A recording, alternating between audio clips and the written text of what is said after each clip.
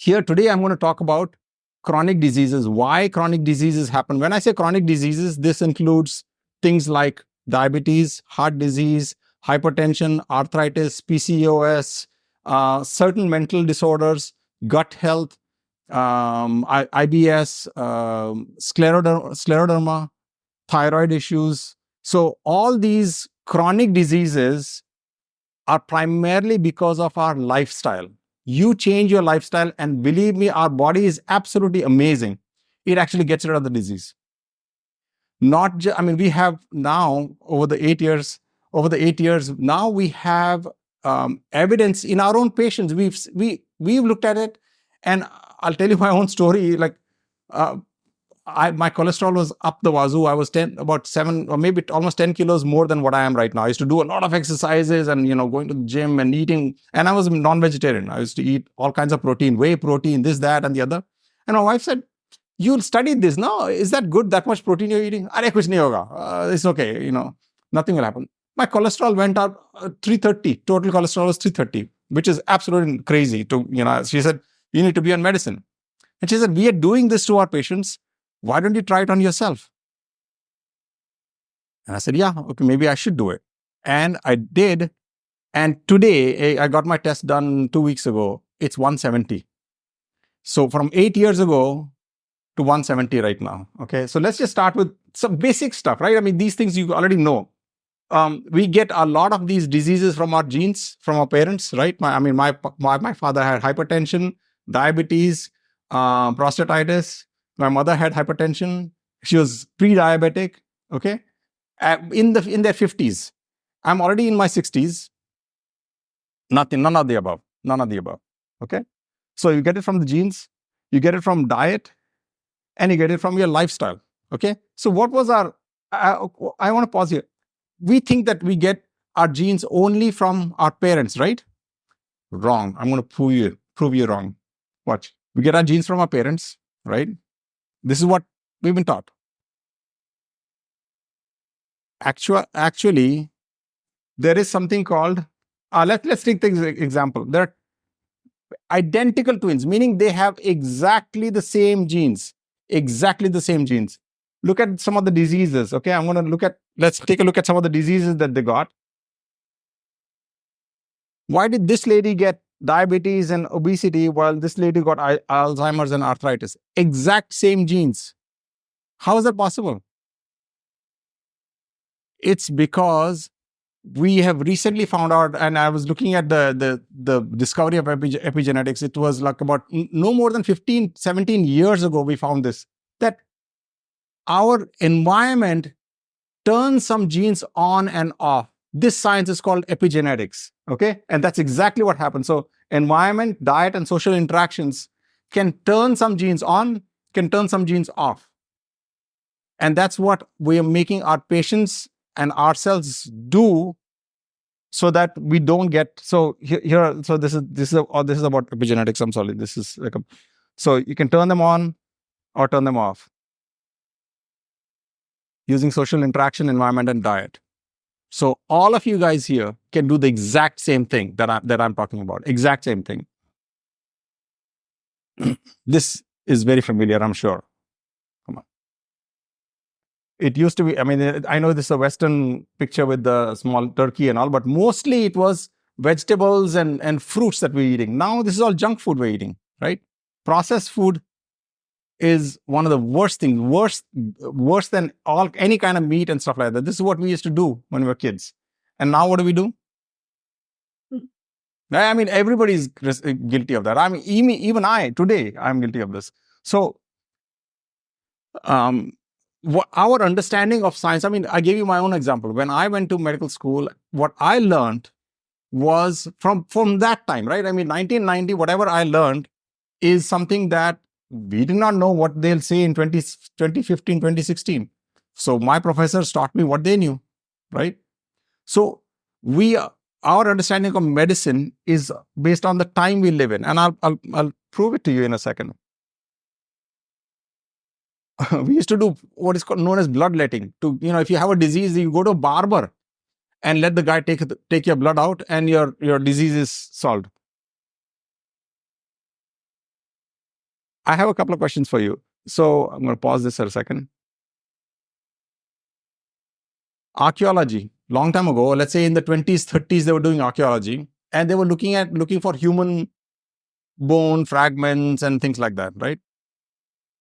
Here are two Caucasian white people doing archaeology. Mostly they did the archaeology. We Indians were not there in it.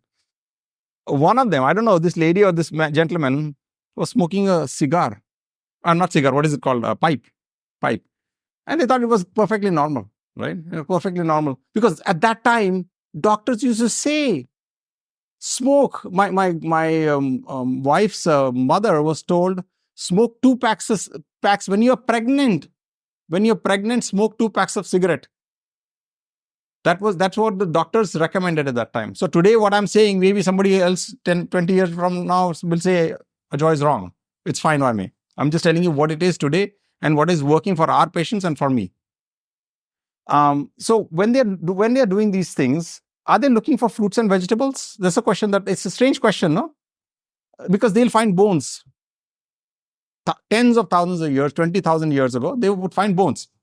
Are they going to find fruits and vegetables? But before we go there, let's find out what is these people's paradigm. Meaning, what are they thinking on a daily basis? What are they thinking on a daily basis? They had this for breakfast: some piece of meat, some eggs. That's what they have for breakfast. What are they looking for there? They are also human beings. I'm digging out the human beings. What am I going to find? I'm not going to find egg. I might look for eggshells, but I might look for bones. Are they going to say, no, these people are like vegetarian and they were, they were eating buckwheat and, chole and all these things? No, they're not going to look for that.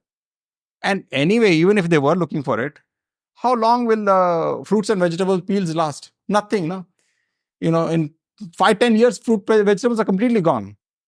Another thing, how much technology did they know at that time? 1930s, did they know that they could actually, today, 2024, you can look at 20,000, 40,000 year old bones, fragments, and go through the teeth and see what kind of pollen is in their teeth. Meaning so from the pollen, you can tell what kind of fruit or vegetables they were eating. That technology exists in 2024. That did not exist in 1990, 1920, 1930. Established. So they did not know that these could have been, human beings could have been eating vegetables. They did not know and they did not believe because they were only eating meat. This is a question that we want to answer today. I'll give you some examples. Examples from history. Norway was invaded by Germany in 1939. In history books we may have read. This is a classic case that experiment happened in real life. The unlucky Norwegians are called it because what happened was when the Germans came in, they said, all your guy, bachdi, bell, your chicken, goats, sheep, give it to our soldiers. You Norwegians are not allowed to have this. You cannot eat this stuff. Now that we invaded, our soldiers need this stuff. Give it to them. So what choice did they have? The gentleman is actually pulling with his own hands because his horse is also gone. The Germans have taken that also away. Every animal was taken away. And it's been very well established in history. In Norway, they had a very nice bureaucratic system, kind of like India, I guess. Very systematically, they would keep track of the births and deaths in Norway. Okay. So they were looking at births and deaths, and slowly, just generally lifestyle is becoming more and more lazy. The death rate was increasing, meaning people were slowly dying more. But then it's 1939 came. So I told you what happened in 1939, right? 1939, Germany invaded. Germany took over Norway. Norwegians could not get any of their chicken, mutton, goat, fish, whatever. That's gone, right? Germans are eating that. What did they eat? Potatoes, buckwheat, whatever they could farm, vegetables, asparagus, they could just have that, right? Guess what happened to their life? You know what this drop is? is the number of people dying. So less people are dying. Less people are dying in Norway till 1943-44. And in science, we do this experiment where we put some factor, see the change, and let's say the change is positive. You take that factor out, the change should be negative. History did that for us. 1944, Germany went away from Norway. And they got all their guy, bachada, bear, everything back. Their death rate started climbing back up because they started eating that stuff again. This is just one proof from history that this phenomena is real. Okay. I didn't think much about it those days, but now that that's been put in front of me, I can see the relevance. 1968, there was these two guys. The guy on the left, Dennis Burkitt, is my hero. He went from England, one of those rare British people. That's my hero. But anyway, he went to Kenya or something, and he was working there. And till 1968, nobody in Kenya had seen a heart attack. 1968, way past when I was born. 1968, they did not see heart attack. Why? Because they were eating mostly they were eating root vegetables. They eat the yam, all that stuff came from Africa, right? To us, so the suran and all this stuff that they used to eat. They barely ate meat. We think in our books, we've said, oh, Africans all bhala leke jate the. That's not true. That's not true at all. They would eat very little meat. Meat is not, you try catching a piece of, like a deer or something and see how hard it is.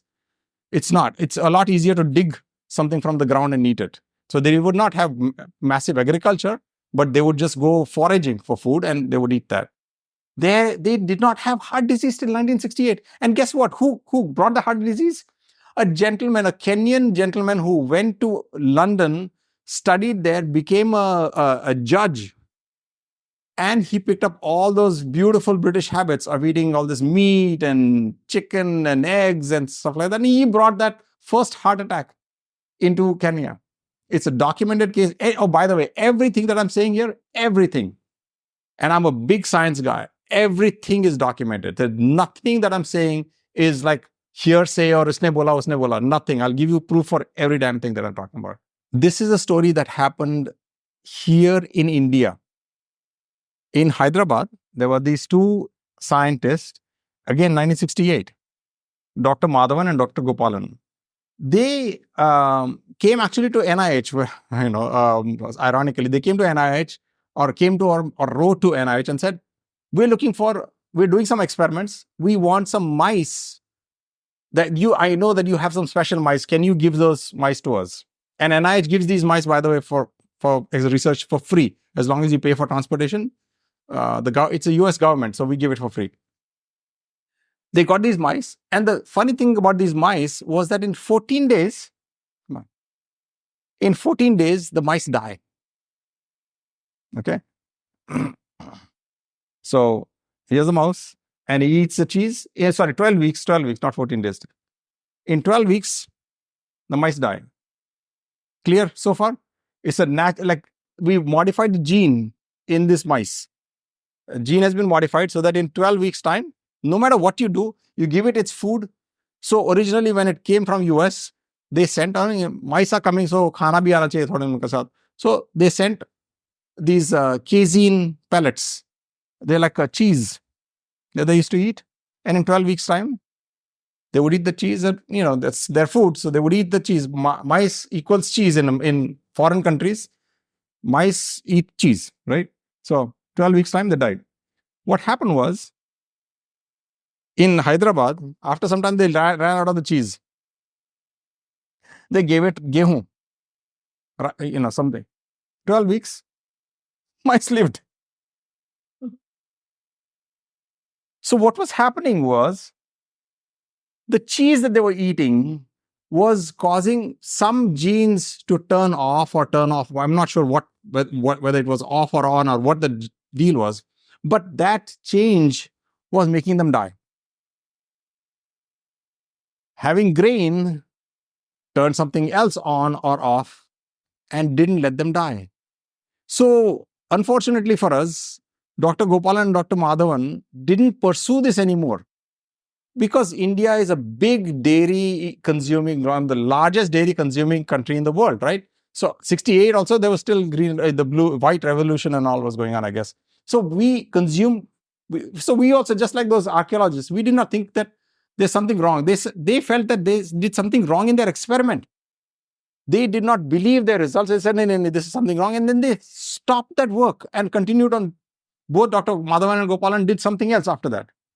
But this paper was published. Thankfully, this paper was published so people like me can read it, study it, and inform people like you saying, this is true. This is actually true. Okay. Another one. So I don't know how many of you know, there's a coronary artery in front of our heart called the widowmaker, meaning, and doctors know this, the widowmaker is because you get that thing blocked and your wife is a widow. Okay, and mostly it happens in men, right? Heart disease typically used to happen more, and now is more and more in women also, but typically used to happen in men. And that coronary artery, if it's blocked, chutti. Okay. This was in 2016 or so, 2014. There's another one of my heroes, Dr. Esselstyn is a cardiac surgeon, and a guy came to him with the LAD that was quite blocked, and he said, "You either let me do surgery and we can insert a stent in there to keep the pipe, the coronary artery open, or you take medicines. Otherwise, widowmaker is going to do the job, and your wife will be a widow." He said, "I don't want to do either. I will die. I don't want to do anything." So for whatever reason, I don't know exactly the reason for what happened.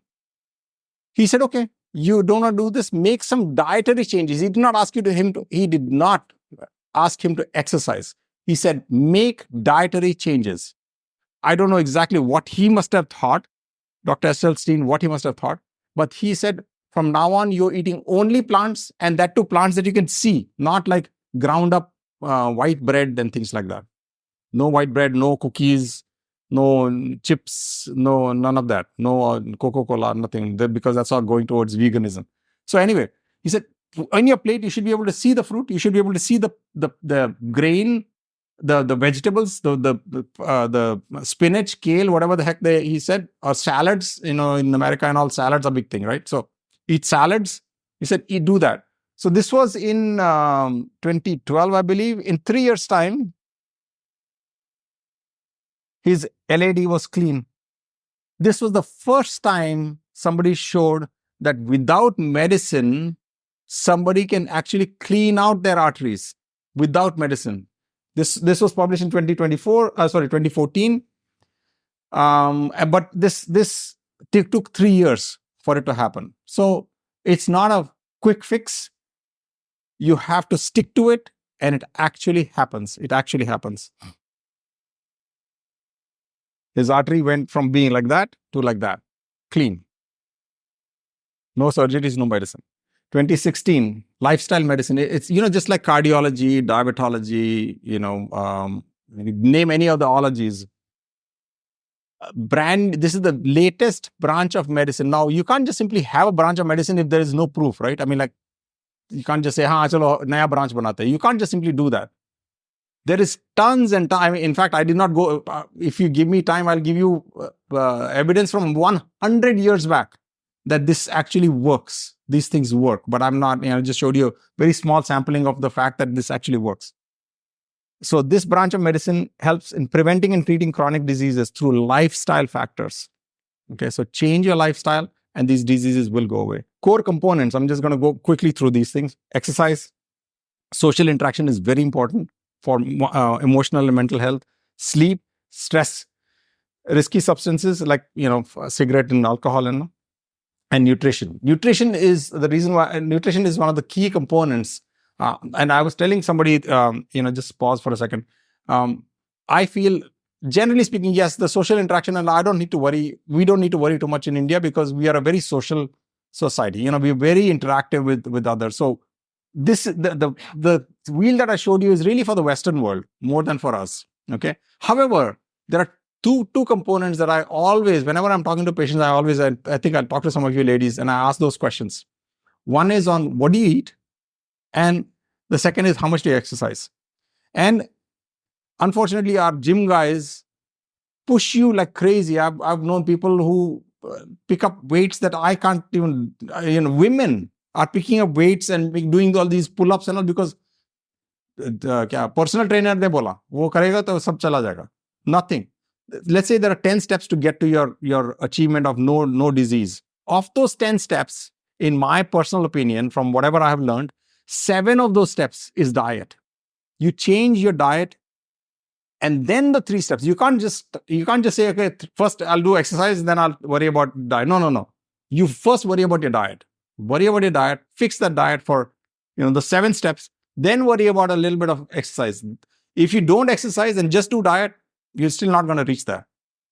So many of you guys, ladies, especially when I talk to them, I was very happy to hear that you are actually exercising. I can give you more examples of what you should be doing, but I think that's out of scope of this talk right now. Generally, you are on the right track. Okay. So the benefits, I already showed you some benefits of this, right? Constipation will go away. Heart attack, no way. Congestion, chest congestion, no. Stroke, no. Cancer, some cancers, not all. Diabetes for sure, 100%. And of course, there's a benefit of weight loss. Okay. And on top of it, if you adopt a more plant-centric, or in US and all, they say plant-based. I say plant-centric because, there are people who are like one of my cousins, she calls herself a pure non-veg. So it's very hard to move you completely out of having animals. It's okay, chalega. It's great for the animals themselves, and it's great for the earth because instead of consuming the animal that has already consumed the plants, why don't you consume the plants directly? You'll get calcium much better. It's called, we call it bioavailable. So calcium from plants is better absorbed by the body than the calcium from cow's milk. Another thing about cow's milk, and I don't think I have a slide on this. In Denmark, in fact, I had a Danish patient just a few days ago. She was laughing at me saying that, what are you telling me? I'm a Dane. I'm 35 years old. I've eaten cheese and dairy all my life. Why? Please don't tell me about this study. But I told her, I said, 60,000 of your citizens, Danish citizens, who are eating, like whatever, Danes eat a lot of cheese and dairy and all. So they followed them for 22 or 23 years. And they looked at their input of dairy, cheese and milk and all. And then they followed it up 22 years and saw how many of these ladies, all women, had broken bones or fragile bones, osteopenia and stuff like that. And they saw a correlation. The more dairy you ate as a child, the more chances, especially women, chances that you'll have fragile bones later on in life. Exact opposite of what I learned in medical school. Exact opposite. I don't want to go into the real physiology of why it happens, but it happens because the bones actually leach out calcium. So, like I was saying, plant-centric basically means you stay with grains, vegetables, and fruits, and beans and lentils. These are the most essential things. Fruit intake, beans, grains, and vegetables. And we all live in a real world. So I'm not asking you to give up the rest of the stuff that disappeared, the junk food and milk and stuff like that went away. It'll take time. It took me 3 years. I'm a Delhi boy. I call myself a Delhi boy because I grew up in Delhi. For me, I used to go to the mother dairy and drink half a liter of milk when I was a kid, because that was store, bade ho gaye, ye wo and all. It took me 3 years. My wife kept saying, switch out. I said, no. In my chai, I want that milk. So she used to buy the small Amul ka carton and just squirt it a little bit. 2 teaspoons of milk she used to put. And then, I don't know how many months it took her, But one day I was having my chai and she said, and I said, "Are, your chai is always very good." So she goes, "You fool, you have been drinking oat milk for the past 3 months." I had no idea that she had slowly added less and less milk and more oat milk into my chai.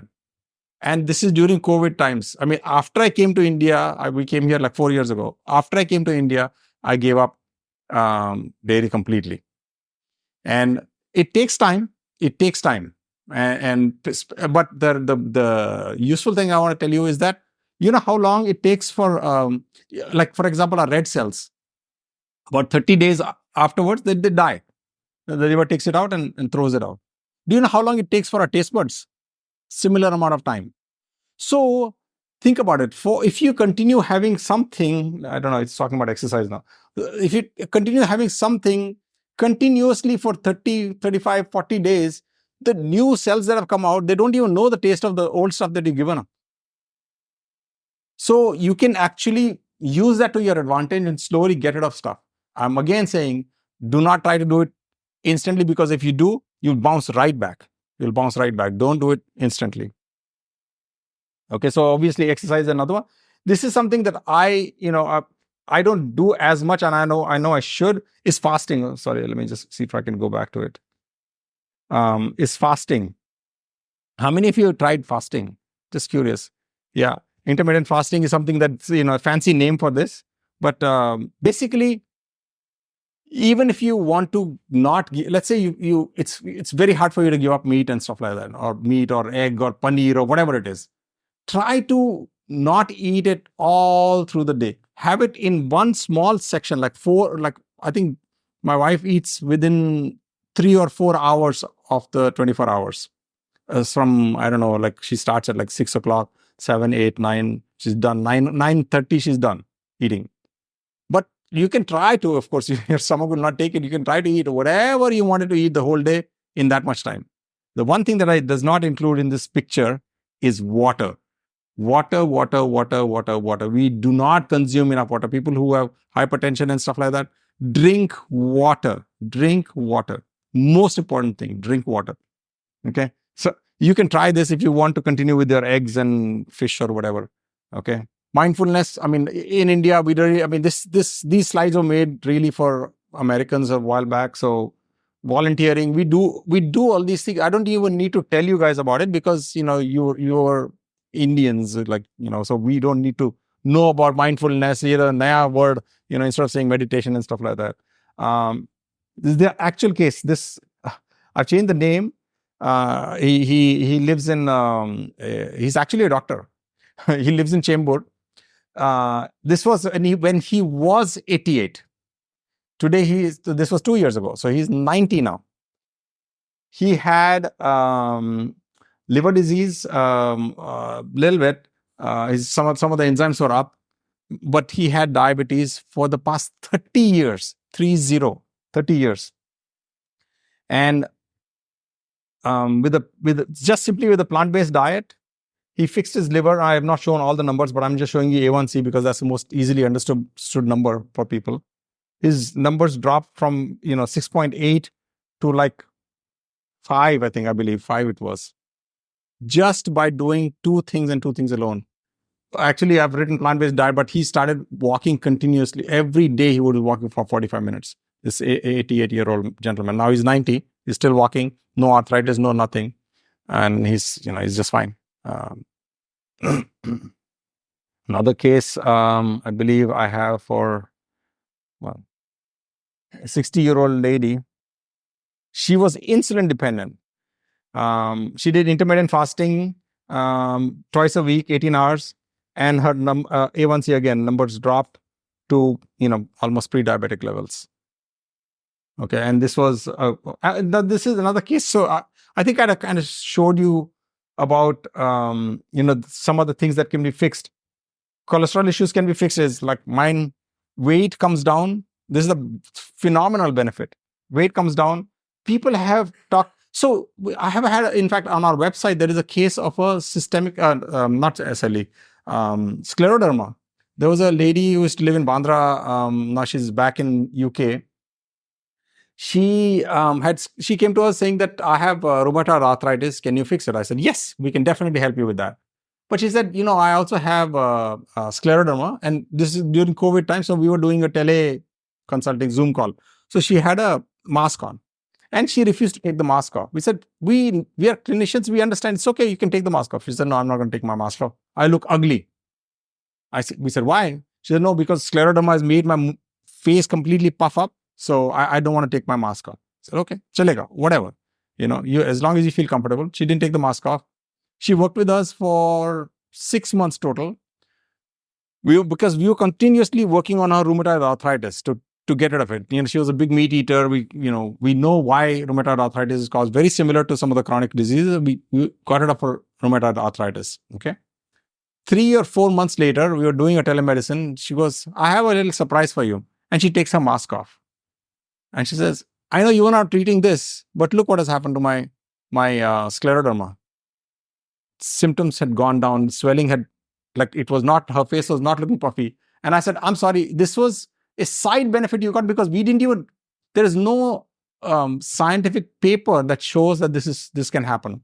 In fact, we've been meaning to write it, but we have not written this case up. But we don't know what kind of benefits you can get from this. There are so many diseases we don't even realize are being caused because of our current lifestyle, the way we live. So that was one. Gout flares, headaches, depression, attention deficit, all goes away. And this is not just hearsay. It's really true. This is me. Come on. This is me when I was 37, and this is me now. That's my wife. She dropped her weight by 7 kilos. She has a genetic condition that keeps her liver and it's pretty bad. But so far, knock on wood, she has none of the above. So anyway, the point is that what we're doing in medicine today is the tap is on and dawai lo. We just kind of keep cleaning. This is the doctor and the scientist. We just keep cleaning the floor instead of turning the damn tap off. So if you can take anything out of this is that this actually works. Don't let any doctor tell you. Both of us have been now going around in India talking to doctors saying, what I learned, what you learned is wrong. Go back and look at the recent papers, look at the recent studies and educate yourself and get your patients to a better place. So there are other factors also, obviously, because, the pharmaceutical industry, for example, they would not want to see this kind of talk, right? So they're concerned more about their medicines being sold, but it's true and it works. So I think that's just me, and I'll take questions. I know a lot of people just FYI. A lot of people in the registration I noticed that they were saying gut health, right? I have a big talk only on gut health. I did not. I'm a big, if you Google me and search for articles, there are some articles in Times of India and stuff like that I've written just about gut health during COVID times I've written. So main thing is we actually are two animals. We actually are literally two animals, ourselves and our gut. Our gut behaves differently than us. We try to keep that gut in check and you will be in good shape. One of the examples I give is, you get something called what we call dysbiosis, meaning the gut bacteria changes, and because of that you have all kinds of gut problems. So try to give it the right fertilizer. Okay, so people may have heard of prebiotic, probiotic, and all this biotic business, right? So there are 3 types of just real quickly, something called prebiotic, probiotic, and postbiotic. So prebiotic is like a ladder or a scaffolding on which the bacteria can grow. Those are fibrous things, any green leafy vegetable, root vegetable, because no chicken, no mutton has fiber, right? So you can only eat it through beans, rice, and any vegetable will have fiber. So it gives you a scaffolding to, like building के बाहर होता है ना, वो the लगाते हैं scaffolding for the people to paint and all. That's like the scaffolding you need, the green leafy vegetables and stuff. Probiotics are actually bacteria that we consume. That's an easy one. People probably know this. Probiotics are good bacteria. And always remember, get the probiotic in India, because those probiotics are for Indians. We are living here. We should eat that. I have German patients that brought these fancy probiotics. I said, throw it in the trash can. You're living in India now. They're going to be here for 4 or 5 years. I said, throw it in the trash can, because by the time you go back to Germany, they'll expire. So just get new ones. I said, buy the Indian probiotic, because you are living in India, you're exposed, you touch this chair, you got some bacteria on your hands, and eventually it'll go into your stomach. And that can cause either dysbiosis or a good state, right? So consume probiotics if you need to, if you have a gut problem. If you're not, obviously that means your gut is in the healthy condition. And the postbiotics is my favorite, because I'm Konkani, so I have to tell you about dosa, idli and stuff like that. So eat those, because those are bacteria that have already been like mushed up and dead, right? So those bacteria pieces are used by our gut bacteria to grow. It's like a building block for them. Okay. So that's why I just wanted to give you guys a very quick overview on gut health. But now, any questions? Yeah, Jen, you had a question. How are we having successfully reverting chronic diseases like thyroid and the blood pressure when the cause is kidney or the pituitary gland? You said the cause is what? Sorry. What cause is hormonal or the renal ailment? So primarily for thyroid, for example, the cause is not that. And I'm saying it very clearly. The cause is not that. I did not know this before. I'm telling you now, because whatever I learned, I'm telling you. The cause is our state of living. We don't. How often have you made your heart beat like crazy, right? In the olden days, you look at our grandparents and all, they would be like picking up stuff and taking it and thak gayi, main leke jaungi. How often do we do that? We have 2-3 servants that will take care of it. Leke jao mere ko, udhar rakho, ye karo, wo karo. That's one. The second part is the way we are living right now. Our environment has changed quite a bit. We are living in a super clean environment. There is AC, water is always filtered. Those things make a huge difference to the way our system is, unfortunately. So we have to, I'm not saying go back to living in a village, but what I'm saying is we have to start adopting the habits of our purvaj, our grandparents. They did not have thyroid issues. They did not have diabetes. They did not have, what else did you say? Thyroid and something else. Sorry. Huh? You had some other disease you said, right? Thyroid versus Blood pressure. Blood pressure. How much junk food have you seen your grandfather eat? Zero. My grandfather didn't even know what junk food was, right? There are 2 types of people. Some people are very sensitive to salt. Some people, lucky people like me, are not sensitive to salt. The people who are sensitive to salt, their BP will shoot up like crazy, because you eat. And now forget junk food. Ghar pe bhi, if you think about how our grandparents used to eat, I think it was a lot less. They used to eat a lot less salt than we do. We slowly increase our salt level, and 50-60% of us are sensitive to salt. 40% lucky ones are not sensitive to salt. The ones who are sensitive to salt, and also one big huge factor I completely almost forgot: stress. How much stress did our grandparents take versus us? I'll tell you my own example. I remember, like, during COVID times, I was thinking, my kids are not vaccinated. Kuch ho gaya, to what are we doing? And constantly, something or the other is bothering us. We wake up in the night, stress, right? In fact, I created a video set of my own example. Like during COVID, we were living in Bandra, and I noticed that my pulse, I used to wear that stupid watch, that Apple Watch or something, to see what my pulse was. And my pulse, I noticed that my pulse is little increasing. And I made a video and saying, look, I'm going to prove it to yourself how I can reduce my pulse, because if I continue letting my pulse increase, eventually I'll get to hypertension. So I said, today itself, whatever I said, I need to stop this. So I said, my diet, I think, is fine. I know that because of COVID, I'm not exercising enough. So day one, I said, okay, this is my pulse. Here is my pulse rate. I showed the Apple Watch. Then next day, I went running. Next day, again, went running. I used to go running around Carter Road and blah, blah, blah, whatever, and then come back. And people who, I'm not asking everybody to run. I'm just saying now latest research says that running is bad on the joints. Walk fast. Walk so fast that you can barely talk. The ladies that are walking, if you can do it, especially the good ones, try to walk fast. That said, I know when you're walking, iska ye chal raha hai, all this gossip and all is going on. Instead, walk so fast that you cannot go. I know it's difficult to not gossip, but walk so fast that you cannot talk. It should be like, main bolne what?